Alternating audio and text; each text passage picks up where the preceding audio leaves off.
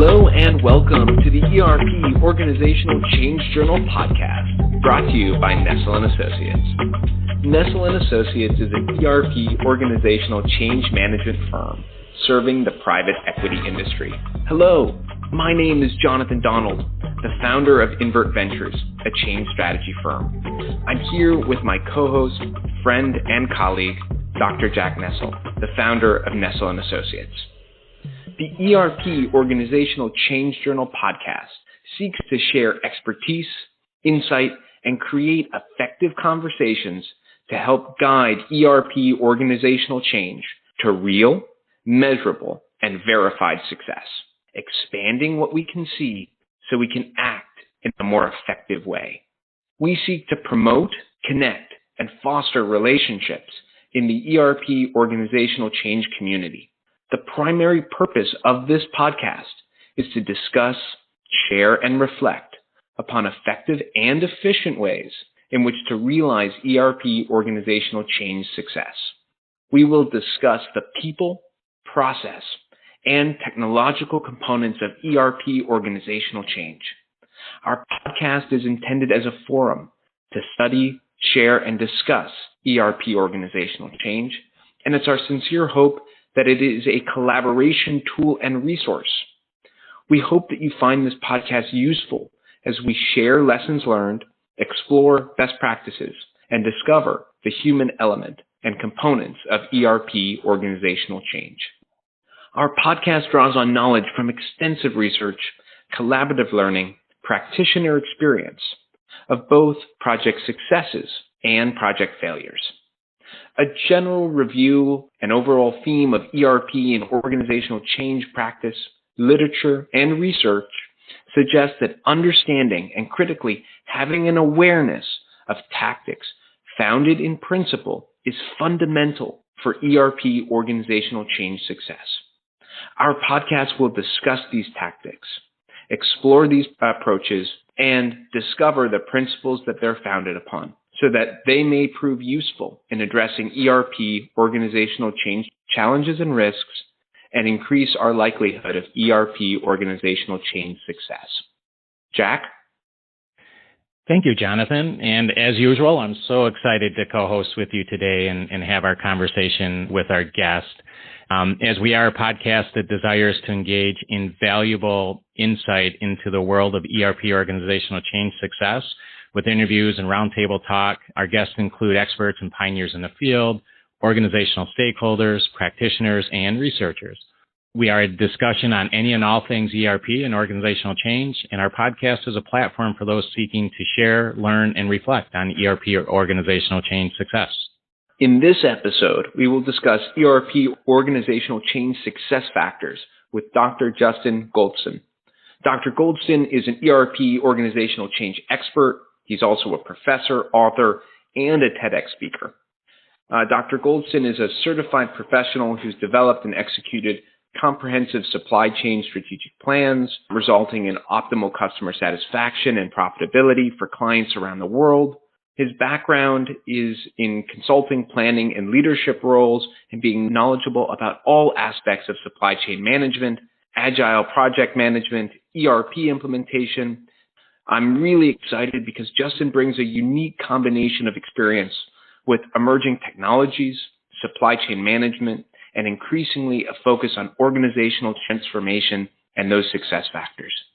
While applied research is critical to any field, in the ERP organizational change field specifically, there is a gap between research and practice.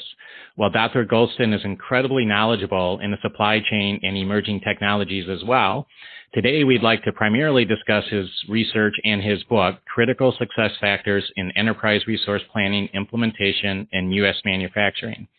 And not to mention, we will have Dr. Goldston back on to discuss emerging technologies and supply chain specifically. Dr. Goldston is a friend, Nestle & Associates team member, and known to many for his cheerful passion to learn and to teach. Dr. Goldston, we are so happy to have you on our show today. Thank you very much. Thank you for having me. So let's get into the conversation. First, Dr. Goldston, how would you define for our listeners what is ERP and what's its value to organizations? I get that question a lot, and I think that enterprise, the way I explain it to graduate students, I teach in the graduate school, and some cases I have a lot of nurses. So they've never heard of the acronym ERP. You know, and I say ERP systems run. I said the function is in the name itself. An ERP system runs my enterprise. It provides visibility to the leaders of an organization. It provides visibility to the users of the organization through dashboards and KPIs and metrics, and it forms everyone within the company to make better informed decisions. So I would say that the ERP application is essentially the most vital tool within any company, regardless of your industry. So if I'm hearing you right, Dr. Goldston, the ERP platform, in your view, is really a tool for organizations to help make better data-informed decisions. I say absolutely, with the correct inputs. Now there we go. So let's take a step back and set some context up for our listeners. Obviously, ERP can be incredibly powerful for organizations, as you've just explained, depending on the right inputs. And your research, you focused on critical success factors for ERP organizational change. What do you mean when you say critical success factors? So with critical success factors, those are the processes, is the human element, it's the technological elements that are vital to the success of an organization. Now, I did focus on small and medium enterprises because that was my primary organization I work with within the manufacturing and distribution industry. And I think that's very, very, very, very important because 99.7% of the organizations in the U.S. are small and medium business. If you look at the academic literature, the majority of critical success factors are focused on the large enterprises. And I believe that the approaches are not applicable in many of these small and medium enterprises that are proposed and recommended in those studies. So I feel like there was a gap in the research in that area, and that's what prompted me to perform this study. Dr. Goldston, this is fascinating. So I want to dive in a little deeper here, if you can indulge us. When you say small and medium-sized businesses in manufacturing, give us some more detail. What does this look like as a top-line number of employees? What's the range so our listeners really get a feel of where these success factors apply? Because I'm sure many of them are listening now. So although the definition differs around the world, within the U.S., a small and medium enterprise is defined as an organization with 500 employees or less. Okay. Now, if we look at the ERP landscape, vendors have created these different offerings, if you will. So, for example, SAP will have their large enterprise, their SAP S/4HANA solution for their large enterprises. Then they'll have a solution for your medium-sized enterprise. Then they'll have solutions for the small enterprise. Infor does the same thing, along with Oracle. So these software vendors are understanding the need, and they're providing solutions so these small startups, if you will, are able to easily scale. Okay, so we really get a sense of where these critical success factors play. I'm sure you're familiar that one of the worst kept secrets in large-scale transformations is that 60 to 70% of them fail to produce the results. And many of those fail in the following 12 to 18 months following implementation. And you referenced this idea in your book, and I'm now quoting, a large number of failed enterprise resource planning implementations in the recent years, citing 2001 to 2016, make these projects a risky endeavor for organizations of all sizes. And you go on to state that research indicates that high failure rates in ERP system implementation, particularly on the metrics of budget, schedule overruns, and overall fit of planned business processes with implementation deliverables. There's a lot here, but I want to dive into this quote and understanding how we get transformations to be successful, what are some of the common challenges of ERP organizational change that makes failure so common? I say you answered the question right there. It's organizational change, and I think that the organizational change fails because leaders do not explain the why. So that's one of the very first things I do in kickoff in that first meeting. I tell leaders, I say that you have to do these Gemba walks, and you have to go to each department. You have to go to each employee. You have to understand what each employee, what each department does within the organization. You have to understand what their pain points are for their day-to-day jobs, and you have to tell these employees, where are we going, how are we going to get there, what's your involvement within this project, and most importantly, how is it going to positively impact you. Whenever you explain how it's going to positively impact that employee, now you get buy-in at the beginning of the project, and that's what you need. Because I could have the greatest solution in the world. People talk about SAP all the time. People trash SAP all the time, but SAP is not the largest provider in the world with having a bad solution. It's the adoption in the people. You can't see it, but my head is nodding, and I have a big smile on my face, because I couldn't agree with you more. So it sounds like failure to set the context and explain the why makes the organizational change part of ERP the real challenge. Yes, and I would say that's just not for ERP. That's for any initiative within an organization. So true. So, Dr. Goldston, one of my favorite lines in your book, simply because it's true based on your research, my research, and the research of many others, is that there's a knowledge gap that exists between, quote, critical success factors identified in the literature versus those applied in manufacturing environments, unquote.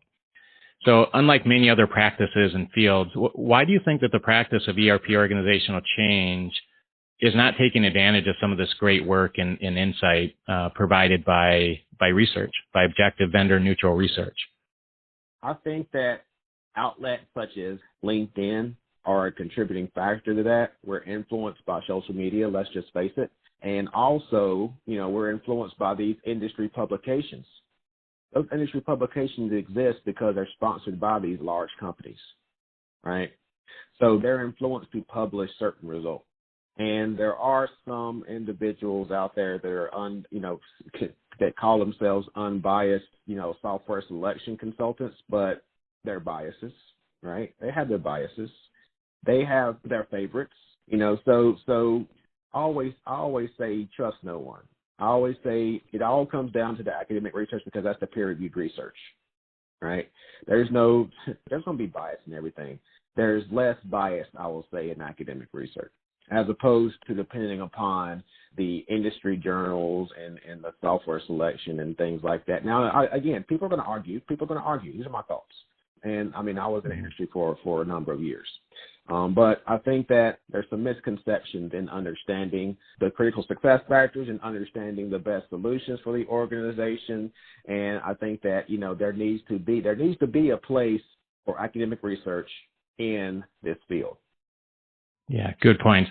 I think, Justin, just to add on to your comment in terms of, this vendor selection process and being objective and vendor neutral, I think that what organizations should look for is what is the approach of the folks that are helping them with the vendor selection, right? So I think that if the approach is more based on, a similar approach and methods that you would see in academia, and apply that to practice as well, where you make it very clear what your method is, what your process is for vendor selection, and you walk through this process of, first of all, does the product meet your business model, and are the requirements of the business met within the product?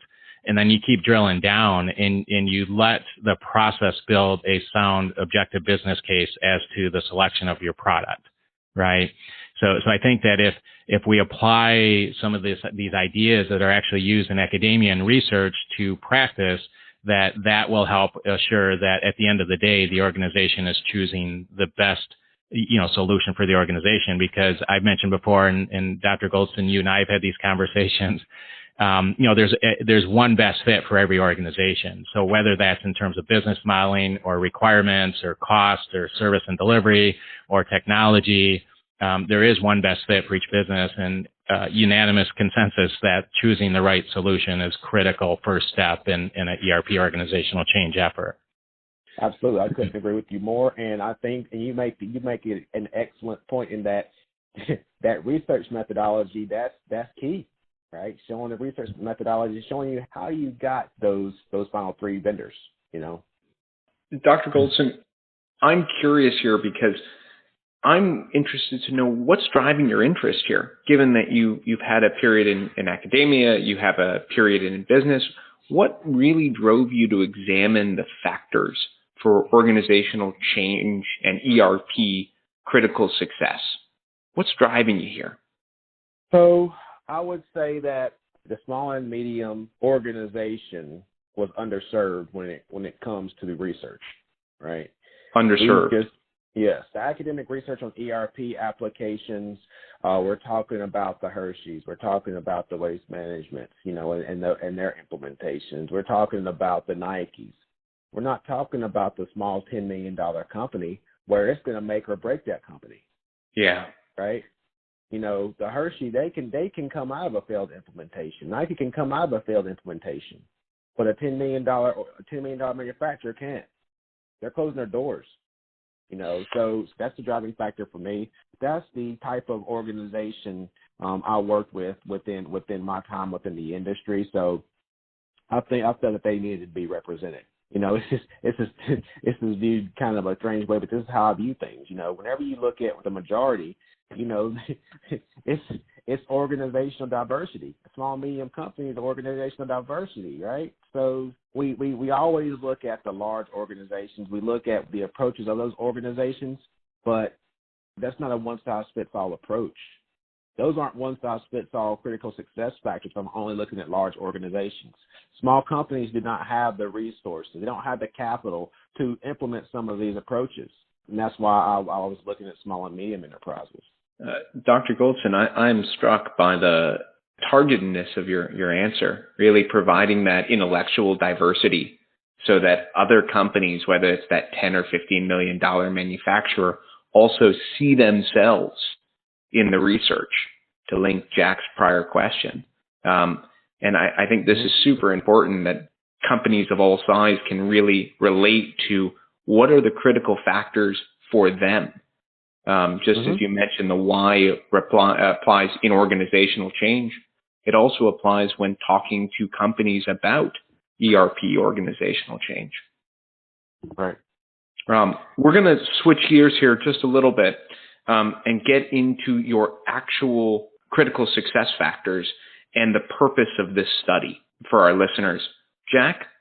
Yeah, so Dr. Goldston, you described some of the problem, you explained the problem. Can you distill down for our listeners, how would you describe the purpose of your study? So in maybe 3-4 sentences, what was the actual purpose of your study? What were you looking to accomplish? So again, I was primarily looking to accomplish the fact that, so in my literature review, I looked at some of the existing studies on critical success factors, again, primarily focused on the large organizations, to see if they're applicable to the small and medium manufacturer, right? Because again, I felt my assumptions were that because of constraints in these types of environments, I didn't think they were applicable.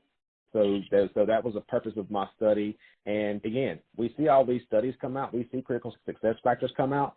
But a small and medium organization, can kind of take that at face value and say, okay, well, I have to implement this. But they may not have the budget. They may not have the time. They may not have the resources. So I just the purpose was to focus on that small and medium organization.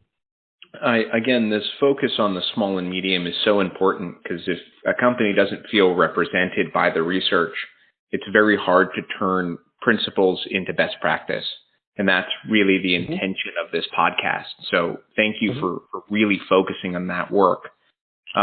My understanding, and so correct me if I'm wrong here, is one of the central questions you asked is, what is the level of consensus, if any, among ERP manufacturing consultants and researchers as to the desirability and feasibility of critical success factors for ERP implementation? And so as we start to dig a little deeper, I want to get our listeners who may come from a different background, specifically when you are talking about ERP implementation for small and medium-sized businesses, how do you understand the words desirability and feasibility? And why are these two words so important in the context of your study, Dr. Goldston? So I'm going to take an example of what, because of COVID, I would say one of the silver linings in COVID is I'm able to speak at a number of different conferences. And I mean, from August until December 16th, I spoke at like 10 conferences around the world and met some amazing people. But I would say that the theme of these conferences is resilience. It is emerging technologies such as artificial intelligence and sustainability, right? So if I look at desirability, it is, okay, what critical success factors are desirable? What do I want most out of my implementation, my critical success factors? Now, I always want to get buy-in from my leaders, right? I always want to get my best employees in my organization. When a small and medium organization, because in most cases we are within the same building or we're spread out across 2 plants in the U.S., hypothetically, we could say that, right? Sure. That is desirable, right? It's going to be desirable. Because I'm within 1 plant, or if I'm in 2 plants across the country, that's feasible. I can make that happen. But if I take that same exact question and I put it within a global organization, right? Or I can put it in Amazon. Sure. Amazon has a distribution center in every single state in the United States, right? So is it feasible to get Amazon's best employees across all 50, for example, distribution centers? Probably not, right? So the desirability is, yes, that particular critical success factor is desirable. I want that to happen for my organization. I want that to happen for my implementation. But the feasibility is, okay, realistically, can it happen? Will it happen? So that's how I define desirability and feasibility. So I just want to circle back here to make sure I'm understanding this. From the perspective of the small business owners, small and medium-sized business owners, the desirability is, does this help? Is this something we want? And then the following question is feasibility. If it's something we want, do we think it's possible? And then to ask, if it is possible, how are we going to make it possible? And that pulls us more towards your critical success factors. Is that right? Yep, that's correct. So, Dr. Goldston, I want to circle back. You'd mentioned here earlier that you did a literature review.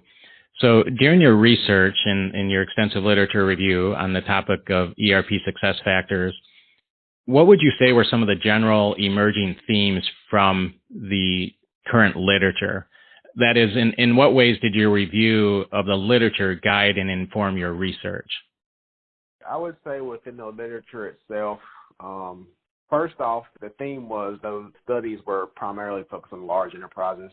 I would also say that the themes where we talk a lot about with organizational change, we talk a lot about leadership. And again, I said we talk a lot about it. It's in the literature. But in reality, in the industry, we don't walk the talk, right? Yeah. Yes, there are organizations that offer organizational change consulting, but they're focused on the implementation. They're focused on the selection. They're not focused on getting those people ready for the selection, getting those people ready for the implementation. Let's highlight this. This is so important. Can you say that again? That the consultants are serving a different purpose. Exactly.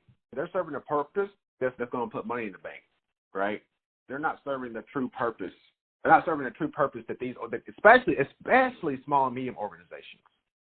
So it sounds like one of the big results of the research is that it's one thing to consult about vendor selection. It's another to set up an organizational process to ensure that the vendor selection is done by best practice and best principles.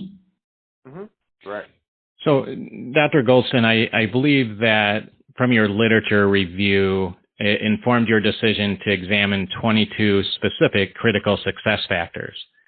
Mm-hmm. And so, as noted in your book, but I'd like to take just a moment for our listeners to describe these, but then I would like to pause on a couple for additional explanation. So I just want to provide some insight to our listeners as to specifically what success factors you are addressing in your study, and then on a couple, just to give them some idea of what a success factor is and what it means.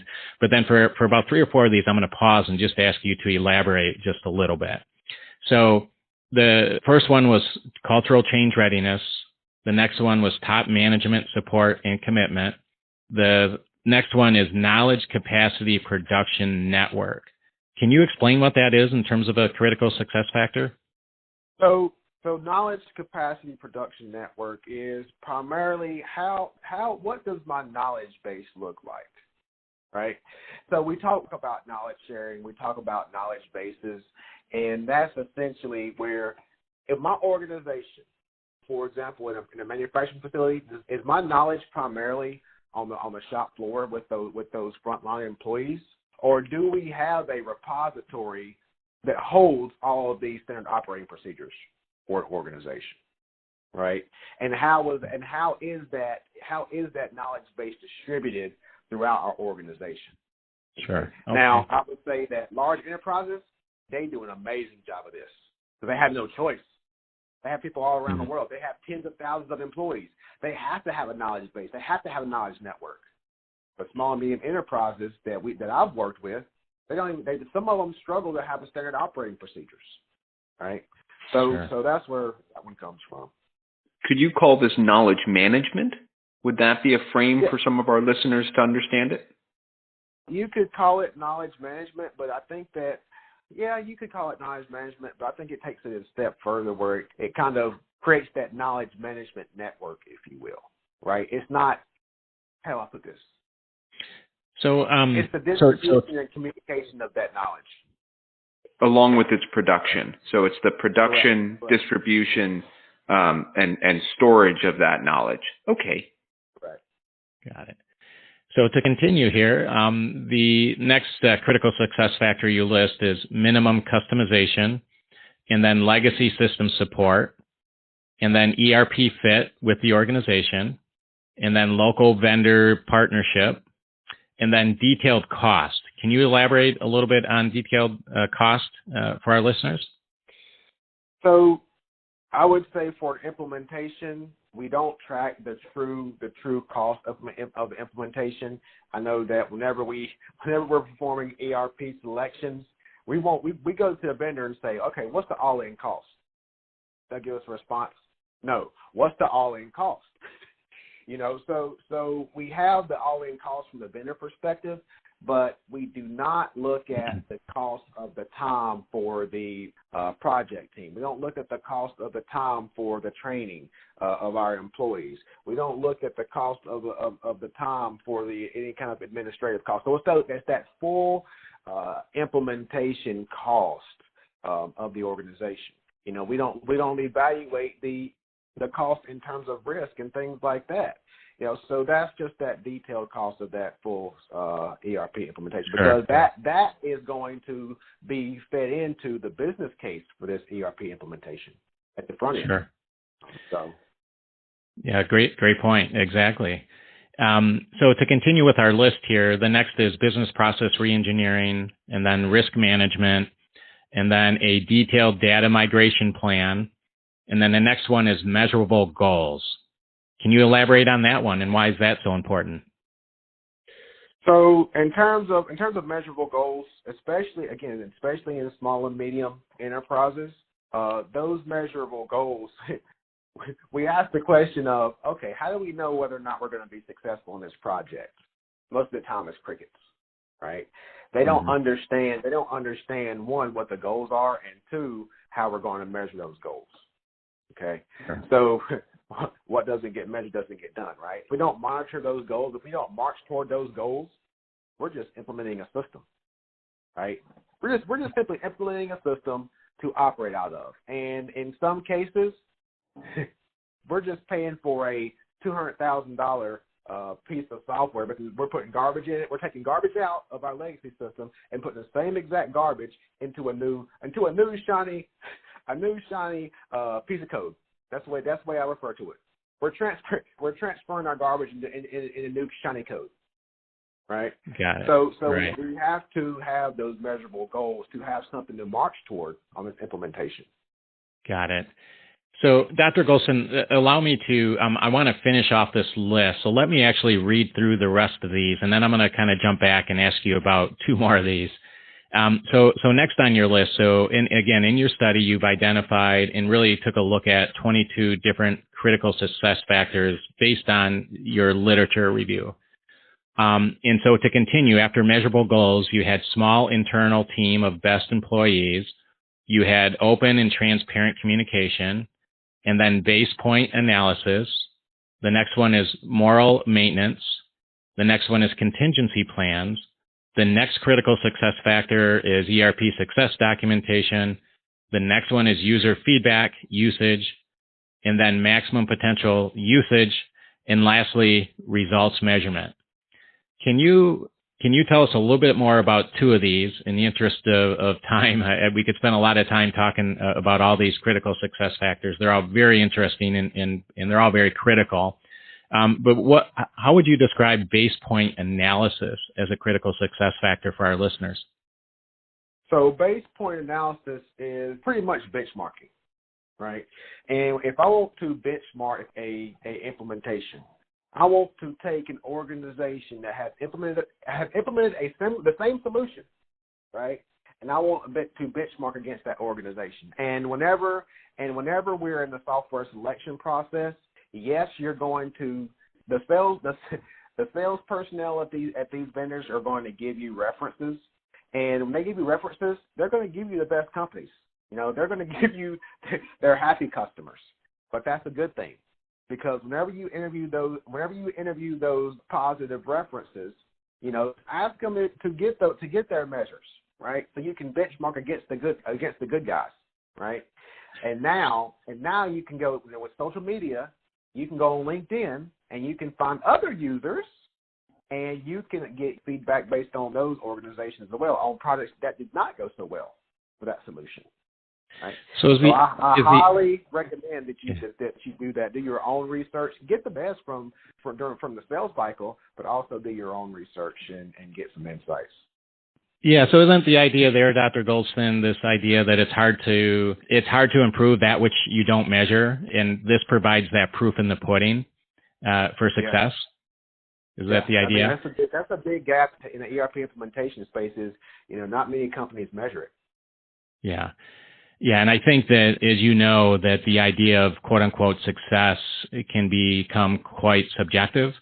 So I think that over the time of an ERP organizational change implementation, there's a couple of things that are for certain. Unless you're very clear on what success means and you clearly articulate and define that, it can become a very subjective term. Number one. And number two, people's perception of success over the course of the organizational change effort can vary. So I think this is an important point because that builds kind of that framework around, again, that proof in the pudding and actually measuring and making sure that you're heading in the right direction. So that's a very, very important point. And then lastly, Dr. Goldston, the one I want to just ask you about to mention for our listeners, and I personally think this was a pretty important one, but this idea of moral maintenance. Can you elaborate on that one, please?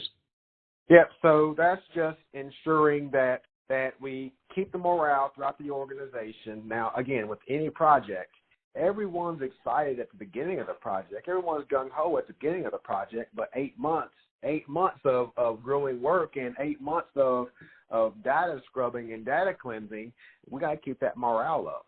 and celebrating small wins is important. And one thing that I do is I have the leaders of the organization have a cookout, and to pretty much announce the project, have a competition of teams to name the project, make search for the project, get people excited about it, Sure. And as you progress throughout the project, make it keep the momentum going. So at your all hands meeting, have a section within that meeting to talk about the progress of the project. Acknowledge the team members of that project. So we again keep that morale up for this project, because these projects are, they're long, they're growing, there's difficult times, especially with data maintenance and things like that, and the organizational change management is difficult in some, especially in manufacturing and distribution environments. This is a different environment as compared to a healthcare environment or your traditional office environment, where everybody works together. It's a different. You have unions to work with, which is a totally different podcast in itself. So you have a difficult industry in this particular industry that you're dealing with, and you have to keep morale up. Right. Dr. Goldston, that's a great point. And I think this is an idea too. You and I are consistent that based on literature review, again, based on this research, it's telling us that that's a major part of a successful ERP organizational change effort, is addressing the morale and knowing how to handle the morale and keep it up, because it is tough. It's a challenging. It can be a long, arduous task of these ERP implementations. And one of the things, too, is that often when you look at, and I've studied thousands of ERP organizational actual project plans, is it's really important to have something that's kind of concrete and some sort of tactical, something built into your project plan that addresses morale maintenance specifically, right? So don't just say it's important or it's a critical success factor. Do something about it. Build up that awareness within your organization. Have something within your project plan as a way of contributing to positive morale maintenance, right? So it's these critical success factors, all of them, not just morale maintenance, are items that should be considered in everybody's project plan to some degree. This is fascinating. And before we just change gears and dive in a little deeper, I want to say, when I hear morale maintenance in my background in organizational change, I think about cultural implications for doing these kinds of change. And the idea of having morale maintenance as a condition for success is really powerful, because then you can come in and actually say, look, we've got morale down, and this relates to a higher risk of ERP failure. So just this identification of this success factor is really empowering to have those conversations. So that's fantastic. And you bring me to a different thought, in that it should not take an initiative like an ERP application to implement morale maintenance within the organization. Morale maintenance should be an ongoing effort for leaders. Dr. Goldston, that is, again, my head is nodding, but that is another podcast or series of podcasts in and of itself. I want to dive in a little deeper. Out of this list, what do you think are the top 4 for our listeners? Was there any consensus here? I would say during the literature review, as well as in my survey results, it was unanimous that top leadership support was the number one critical success factor. I agree with that. That was one of my assumptions. Sure. You also have quality management, which was one of the top. You had the internal team of best employees. I would say if I had my top 3, I would say that it was in 3 or 4. Top management support's my top. Small internal teams, my number 2. ERP fits my 3rd. And then with also, like I said before, the quality management what rounds out the top 4 within this study. So again, you have and these surveys are enlightening in that you do get different ideas. Well, you have people operating in different environments. Although you may be in a small and medium enterprise environment, you're in different verticals, right? a small and medium manufacturing environment that caters toward, healthcare is going to be vastly different than someone that caters toward the oil and gas industry. Absolutely. Absolutely. Success factor is going to be different. So that's interesting. Well, that's always intriguing to me. When I hear you talk about those top three and then list the top four, the first thing that comes to me from my lens of looking at it is the two of the top three are people focused of our triad, and I find that really interesting. I also want to look at this from a couple different perspectives. My assumption here is that your study looks at it from the academic expert perspective.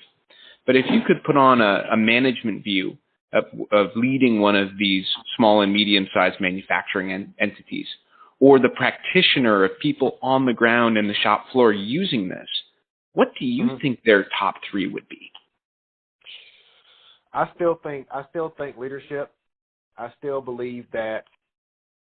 See, I put in cultural change in those top three. From management or from practitioner? From practitioner. Because from a management perspective, that's often overlooked. Cultural change is often overlooked. And that's with me sitting in conference rooms, speaking about implementations with these leaders. And I think that if you want to look at it from a management perspective, I would still say that the top management support is number one. I would also say that they would view ERP fit as being the top, and then depending on the management team that you're talking to, some may say detailed cost. That's all I'm concerned with. And again, I'm thinking about my past clients, right? And their mindset. But I would say from a management perspective, they aren't really looking. Again, I'm thinking about my people. You can ask 10 different individuals that were in as practitioners, you're gonna get 10 different answers.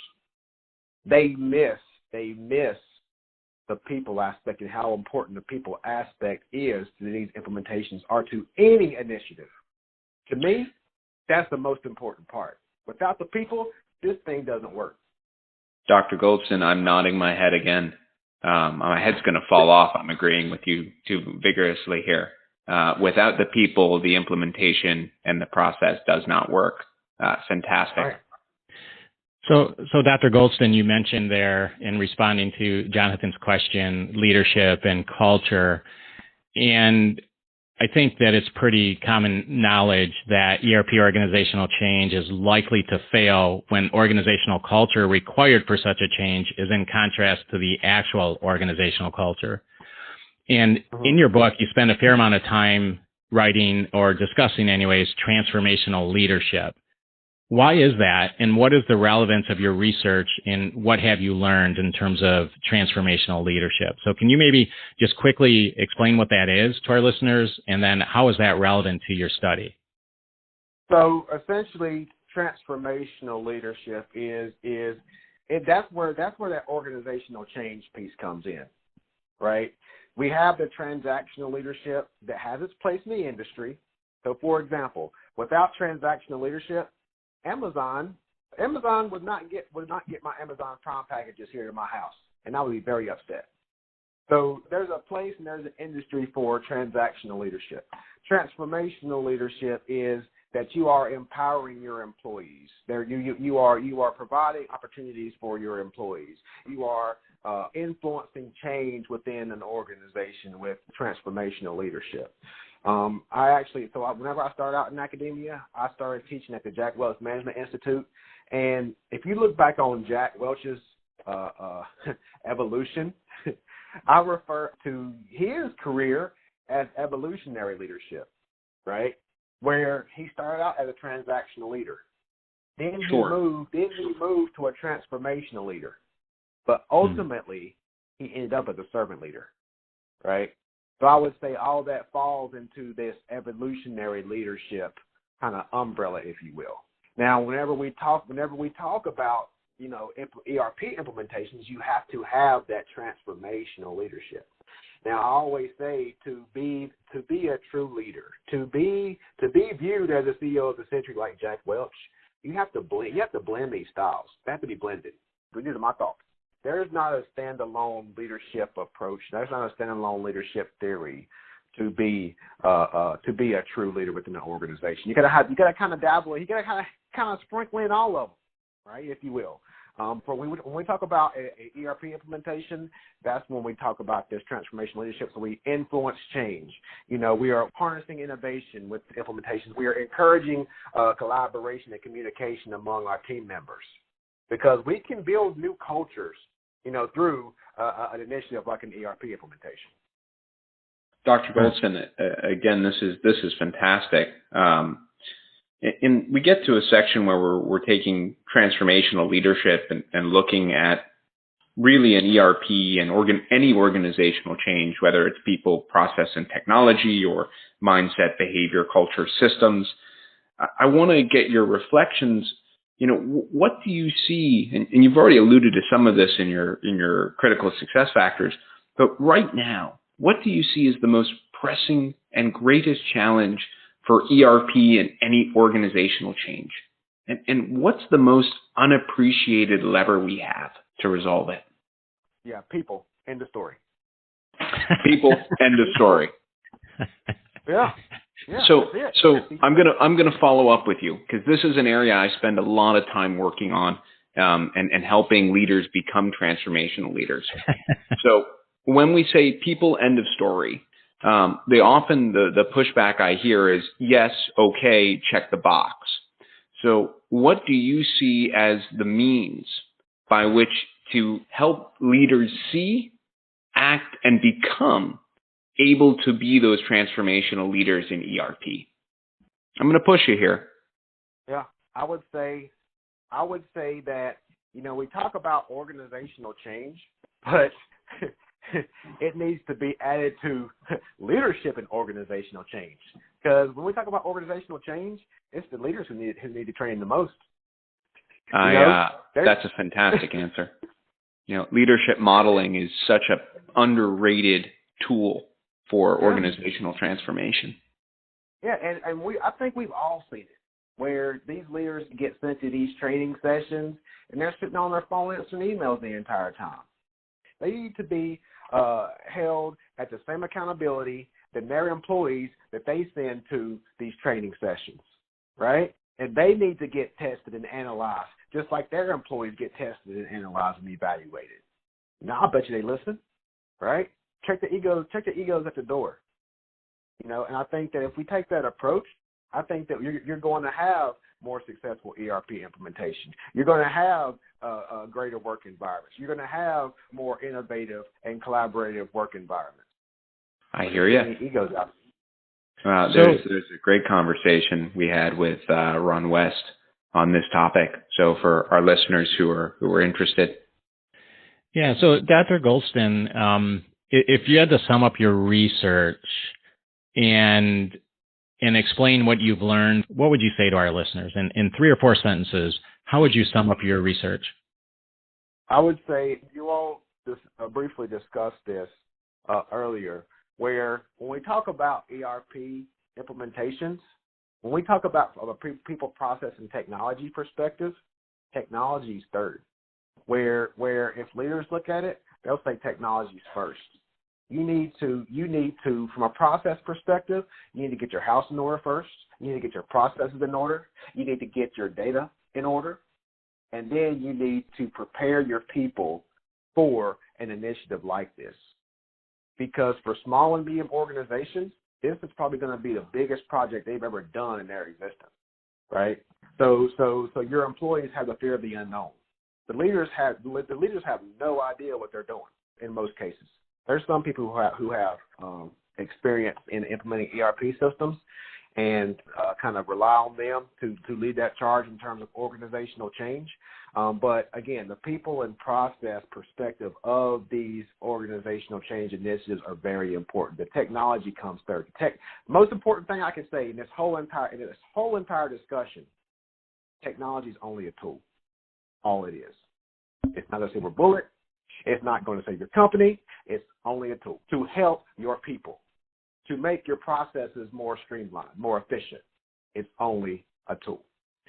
So, Dr. Goldston, quickly here, I think what you're saying, early on in our conversation, we discussed how critical it is for ERP selection, right? Which is very much a functional technical part of the project. But what I hear you saying, really at the end of the day, the glue that kind of holds everything together is leadership and culture. Is that a fair summary of what you're saying? Absolutely. I'm so pleased with this conversation, and I think your perspective here on that people are first and technology is just a tool is a really useful inversion of what we're seeing out in the marketplace.